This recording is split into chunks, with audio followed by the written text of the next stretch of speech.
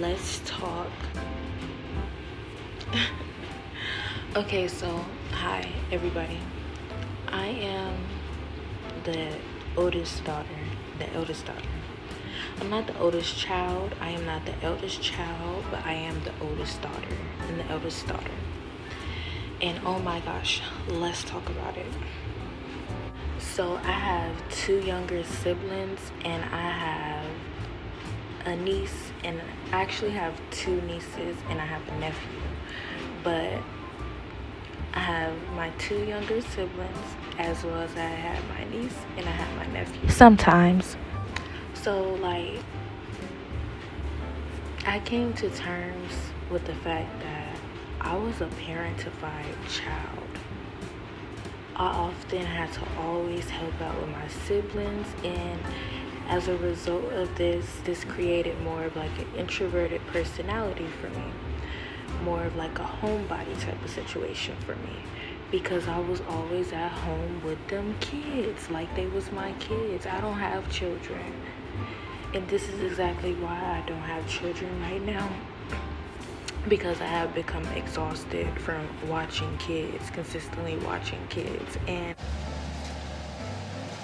And there was some times where I did enjoy watching them, because at that time, like, I wanted to be a mother so bad. And that's why sometimes I was dating men with kids too, which I had no business dating nobody baby daddy at all. At all. I had no business dating people with children when I ain't got no children. It worked for some, but not for me. I'm too territorial. And them baby mamas, they don't be playing about their baby daddies, and I don't got time for it. And even sometimes the baby daddies don't be playing about the baby mamas, and I don't got time for it. It just be like one big love triangle.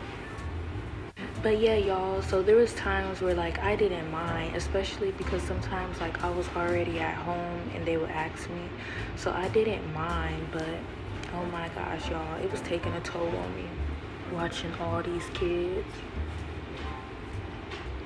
And then it was like, when they would be asking me, when the adults, like the people that were older than me, or the parents and stuff like that, when they would be asking me like, hey, can you do this for me, it's like I wanted to say no, but I wasn't able to say no, because it's like, this is my parent, or this is this person, or so it was like I was forced to say yes, even though majority of the time I really didn't want to watch those children, or I didn't want to run some of their errands for them, because they felt like, oh, this person is young, or this person is not doing this, so I can fill their time with my time. So oftentimes I was focused on other people's stuff instead of my own.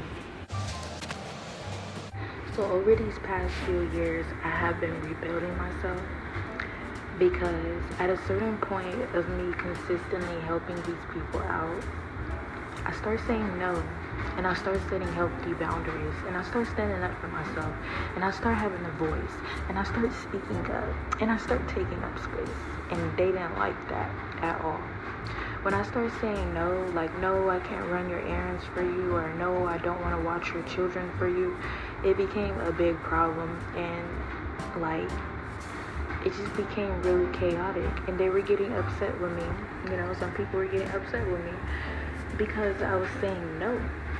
And because I said no to like my parent kicked me out, because I started saying no, and I started speaking up for myself, and I started having boundaries, and then I ended up getting kicked out, y'all. So over these past few years, I have been rebuilding myself from that. The fact that I started standing up for myself, and I started saying no, because I was exhausted. I was so exhausted. Sometimes when I was watching my siblings, they're children, so whatever. But sometimes they would be having tantrums, and like I had to deal with that. And it's like, I'm not your parent, but sometimes their parents was there, I'll call their parents like, hey, your kid's not listening. And then their parents would talk to them through the phone and stuff like that. But like, because most parents are at work, through tradition, back in the day, our grandmothers were having like 15 children. and it was the eldest responsibility to take care of their siblings. And I was like, I'm tired. I need to take care of myself. Like, I was not able to take care of myself. Like, they always had me extending my energy for them. Like, yeah. And then after I left, like, one of my siblings, like, she was upset with me for leaving. Like, she held resentment towards me for leaving, but she understands the context of the situation. I understand it still may hurt, but like, them people, majority of the time, they did not treat me right, including my siblings. Like, they were stressing me out 24/7 majority of the time. But there were times when they were not stressing me out. There were times where, like, my siblings was there for me and stuff like that. But when I was watching them, majority of the time, they were stressing me out, especially when I was younger. But I wanted to talk about this as well too, because I've seen like how that dynamic in my past has affected me as an adult, and like I have been like rewiring that and reversing that. And I can honestly say, for the age that I am, I just turned 24. For the age that I am, I feel very confident and proud of myself for where I am at 24, and the fact that like I could finally focus on myself. That's why like I don't mind being too much in a relationship right now, because I need to, like, this is a point where I could really focus on myself, and I have to worry about anybody else. I don't really have to be a caretaker to anybody else. Now is the point where I need to be a caretaker for myself, where I really need to be selfish, and that's what I'm moving towards. It's not saying that like I'm gonna be like super mean, but it's the fact that I have to be selfish. I do. Because like not only did it affect like my relationship with those individuals, but it was affecting my relationship with my romantic partners, because like I was molded into be like a people pleaser. Like, it was like I was unable to have my own mind. I was unable to say no. I was unable to voice my real concerns and stuff like that.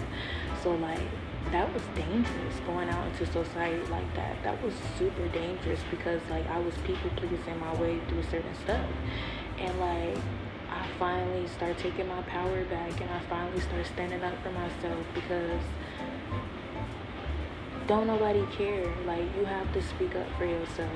People don't care. Like, you have to be able to advocate for yourself. It's not to say that people don't care, but they don't care as much as you should care about yourself.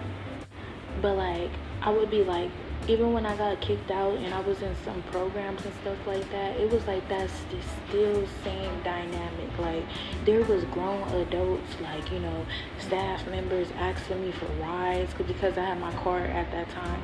They was asking me for rides. It was even when I was younger, like majority of the time I was the driver, because I was the one with the car.